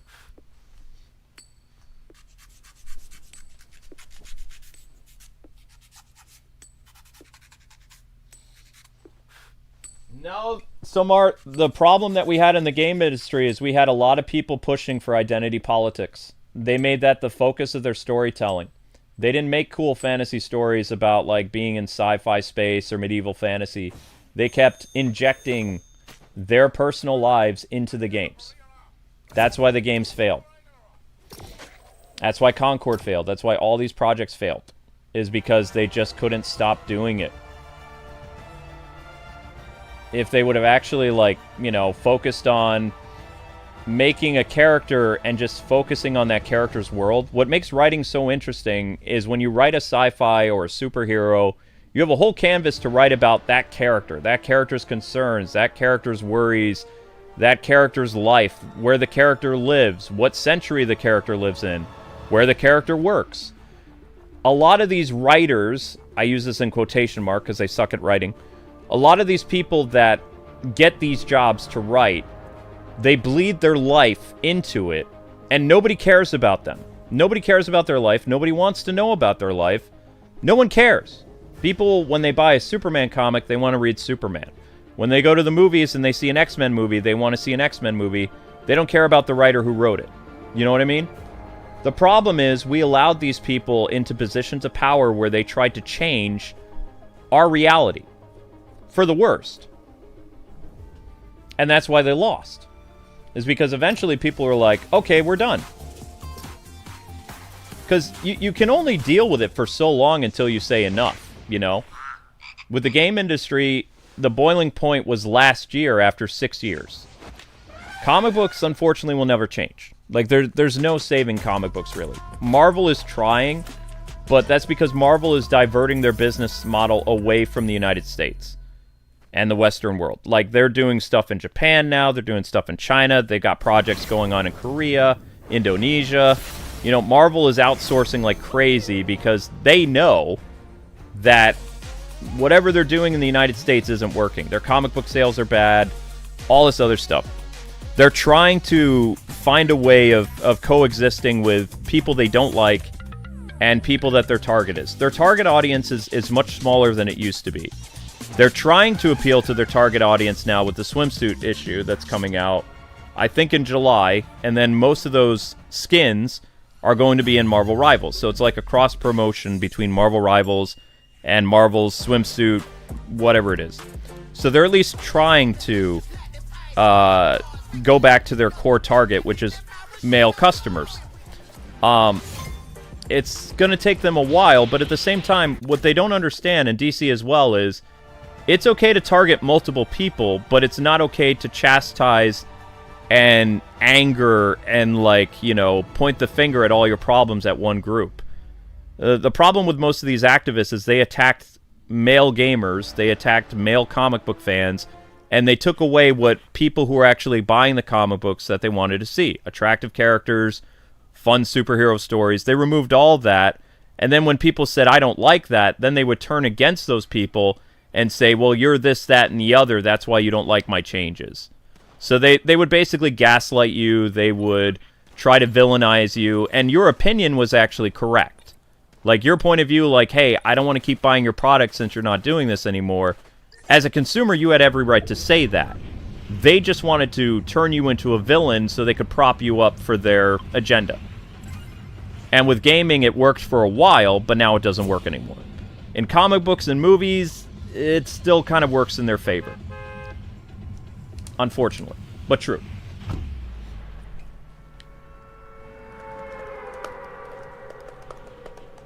Your game crashed? Sorry to hear about that. Alright, guys, this is going to be the last match, and then I got to get to Soul Calibur.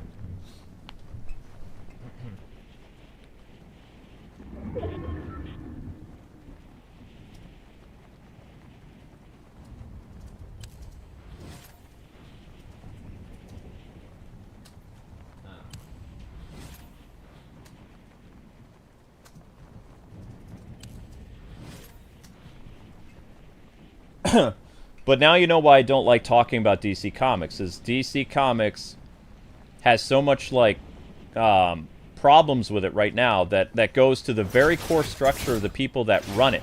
The editors, the producers, the CEOs, the co-CEOs. All those people are compromised. They're not really focusing on a lot of good ideas. They don't care about their customers. They don't care about their past customers.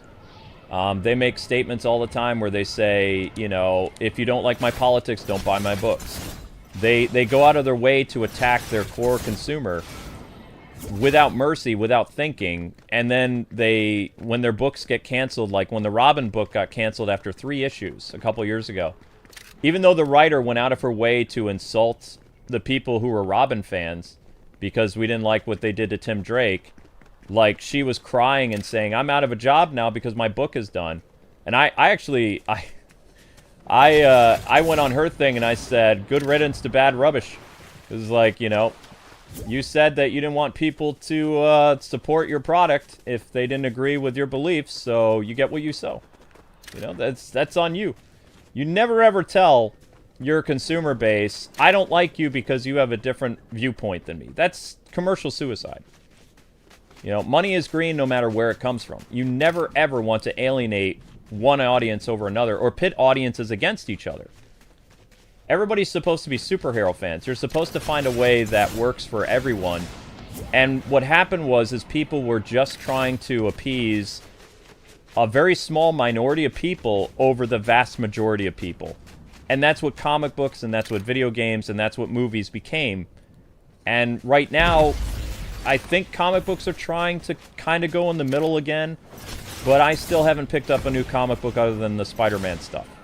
Because the Ultimate Spider-Man stuff is a very good book. It's got what you would expect that you want to see from Spider-Man. Mary Jane and Peter Parker with kids, you know? Which is what fans wanted for decades. The Absolute Batman thing is okay, but it's not great.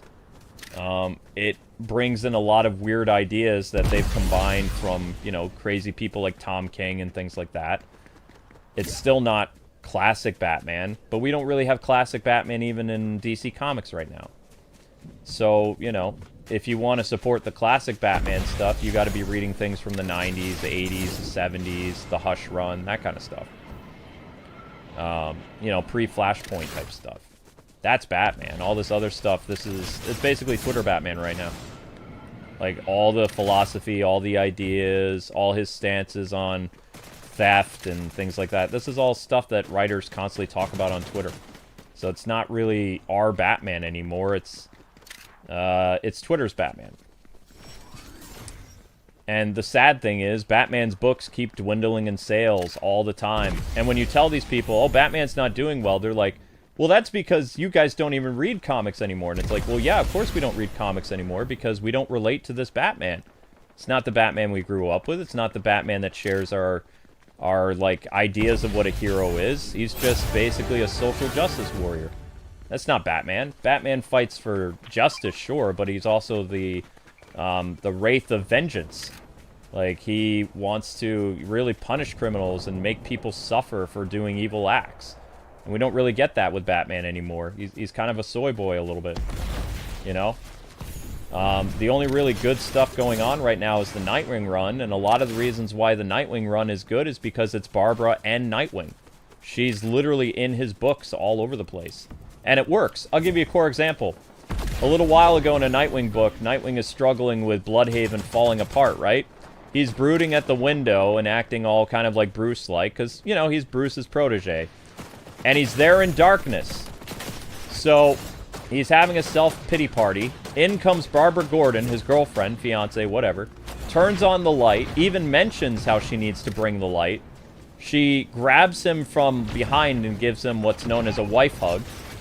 And, you know, he talks to her. Bruce doesn't have anybody like that.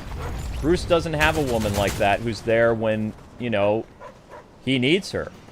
Bruce is always alone. He's very, like, you know, moody and whatever else. Nightwing is a character that is never going to be quite like Batman, even though he was raised like Batman.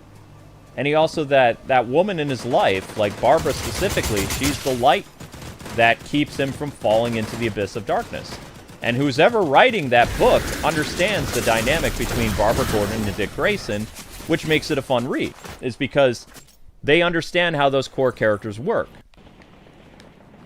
And what they mean to each other, you know? But I still say that even though that's a cute coupling, I feel that Marvel is doing a better job with their relationship of Peter Parker and MJ in the Ultimate Universe. And this is from somebody who's a core DC fan. I'm recognizing that the Spider-Man run is better than the Nightwing run. The Nightwing run is good, but it's not as good or great as the Spider-Man run because, you know, it's still a little weird. Hi, how'd it go? It was alright? Good.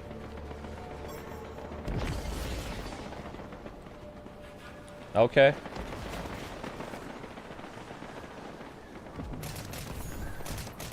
Amber, you'll be fine. What time is the thing tomorrow? Okay, so it's not until the afternoon. We'll just sleep on it and, you know, try to get your mind off of it. You're gonna go crazy if you keep thinking about it all night.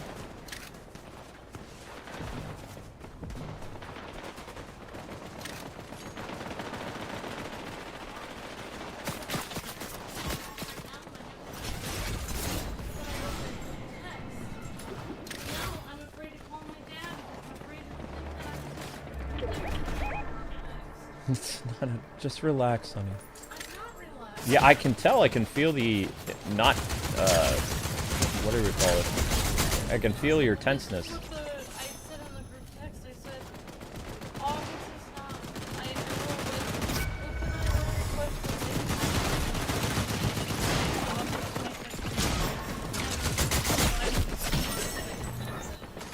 know, and like, well, I wrote several paragraphs about it. But it's like I was so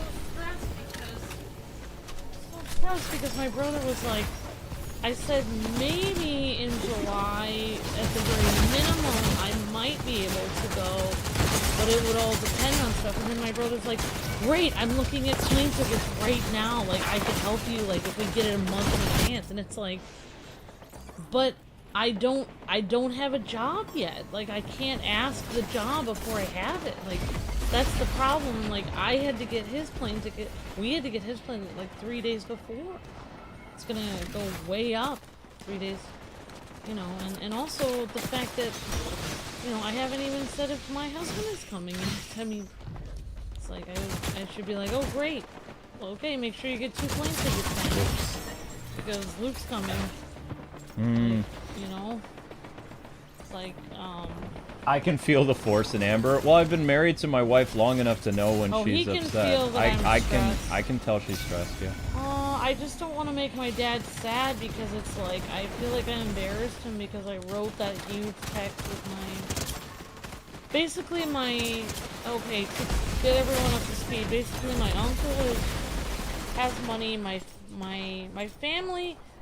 Technically, my family's pretty good at saving their money, but my uncle has a nice lake house, and my family doesn't really have a nice place that everyone can come. They all kind of live in different places, and so my uncle has a place where everyone can come and visit. And the only problem is I'm way out here in the East Coast, and all my other family's in the Midwest. So it's like, it's very easy for them to get a day off and go out there because they only have to drive 3 hours, whereas it's literally a 3-day trip for us. So it's like Yeah. completely different situation. Plus, we own our own business, so you know, we would literally lose money, whereas they just, oh, I'm taking the day off so someone else fills in. There's no one to fill in for us, so, it's a completely different situation, and it's like, I hate, it's difficult to, it's like when you own your own business, you have to make like 5 times as much money as you usually... She has her claws in my leg! Sorry.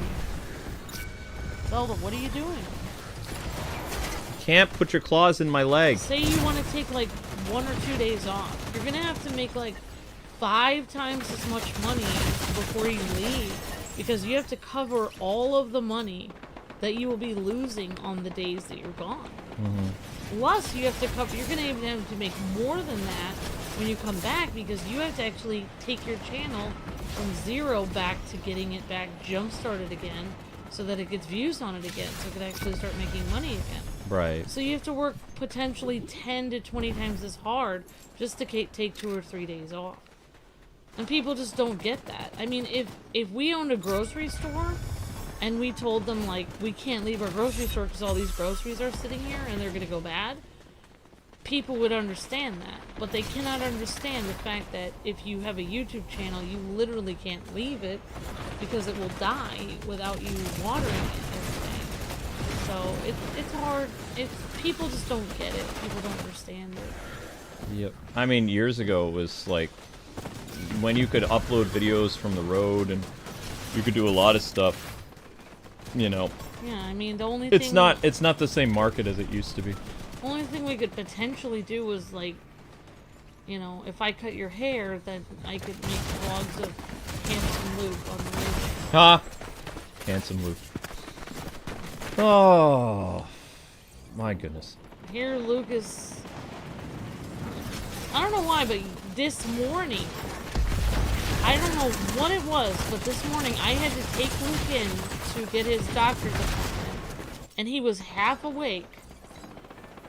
And the entire doctor's area, even Luke's doctor is a woman. All of the women, all of the people working, there was not a single man working at the front desk. There was 5 or 6 women, tons of young-looking nurses running around, and Luke's doctor is a woman. You already said that. Literally, like, the entire hospital was full of females. And everyone is all taking care of my husband, making sure that he has his medicine, empathizing with him. So sorry that happened. And, like, oh, how can I help you? And, like, it's just like, and here I am, like, looking around at all these young ladies, like, taking care of my husband while he's half awake. And here I am taking my time off of life and taking him in, and all these people are like, oh, well, we'll take care of you. And I'm thinking, like, nobody's taking care of him except for me. Like, don't even start. Like, I'm taking care of him. Don't, back off. I'm just, basically, like, I was very intimidated, and I felt a lot of female energy in that hospital, and I was getting a little bit annoyed with everyone trying to take care of my husband when I'm literally right there doing, it's like, I was getting a little jealous, like, extremely jealous. And the funny thing is that Luke did not notice it at all because he was literally half asleep. Like, could not notice anything. And you know what's really annoying to me is the more that he is half asleep because he works overnight, the more that he is like literally stumbling around and can't walk because of his foot and all of these health problems and all these women going, "Aww," and like all this stuff, and it's just like he's some kind of huge puppy or something, and it's like, no, this puppy belongs to me. You guys need to back off. I will take you all on one at a time. Don't even start with me. Like, I'm sorry, but you popping, like, giving him some kind of pill or something is not the same as me giving him home-cooked meals. Like, if you want to fight this out in the parking lot, I will. But just back off, sisters. Because this man belongs to me. So, I was getting a little bit frustrated, and, yeah, so I was getting a little bit annoyed, but I did give Luke a hug when I got home, but I was just like, getting annoyed. But Luke didn't even remember any of that. He's just he's like, when Luke is half asleep and I'm surrounded by all these ladies wanting to, quote, take care of him, he's like this anime protagonist that's just gathering this harem as he's walking through the hospital, and it's like, okay, this is not working out. I did not sign up for this. Okay. How is my leg? I have to get an MRI. So they don't know what's going on with the nerves in my leg, but they want me to do an updated MRI. So, but anyway, people, I wanted to jump off and get to Soul Calibur, so thank you for hanging out. I don't know when the next Fortnite thing will be, because, like, I only really like looking at superhero characters. If they start, you know, doing more DC, let me know. But, you know, it's more fun to talk about the Marvel games right now, because DC is, well, you know what DC is. DC is disappointment right now. But, I hope the Superman movie does well. I kind of want to end this on a good note. I hope that, Superman 2025 is a good movie, and it does well, and it does, like, you know, really kick open this new universe, because I want to see a World's Finest movie. I want to see a Wonder Woman movie, whether it's new actors or old actors, doesn't matter. I want to see well-written superhero movies about superheroes. Not about issues today, superhero issues. Alien invasions, monsters, supervillains, that kind of stuff, you know? Not what happens on Twitter or Facebook. I don't really care about that stuff, and I don't think you guys care about it either. So, I guess we'll find out in a couple weeks, because we are getting close to the Superman release. And I think I'll be back talking about the Superman movie when we see some new Superman elements in Fortnite. But thank you, everybody, for watching. Thank you for the Super Chats. You guys are breathtaking. Still the best audience ever on YouTube, so you guys are great. I'm going to be finishing Soul Calibur if you want to hang out with me. The link is around here somewhere. And,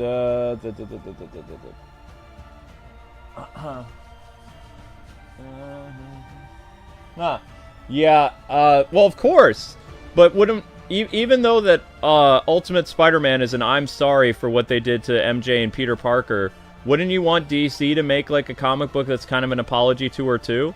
They're not even willing to do that. The fact that Marvel is willing to be like, okay, we're going to throw you a bone and we'll give you what you want, and nobody's going to buy it anyway. It won't be as successful as our current Spider-Man run.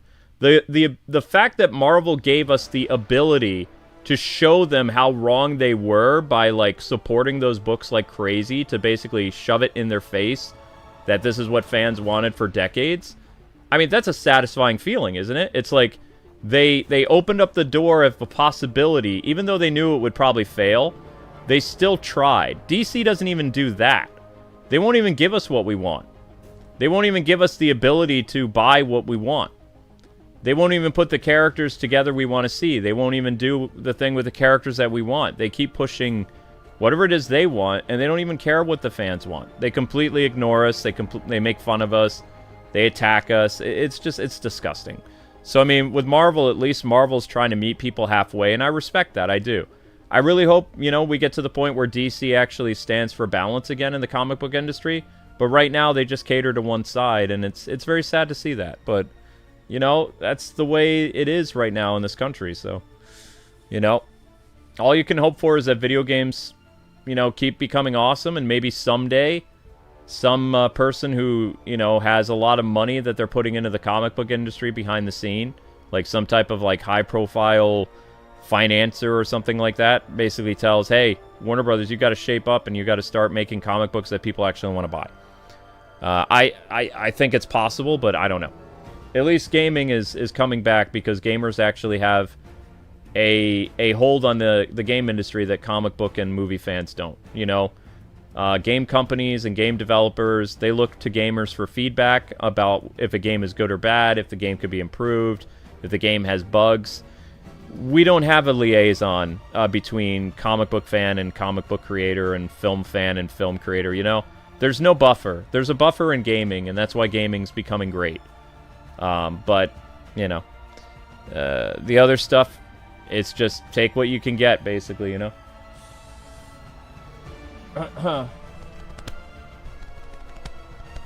But I will always be a big fan of DC in the past. I'm just not a fan of DC's current works.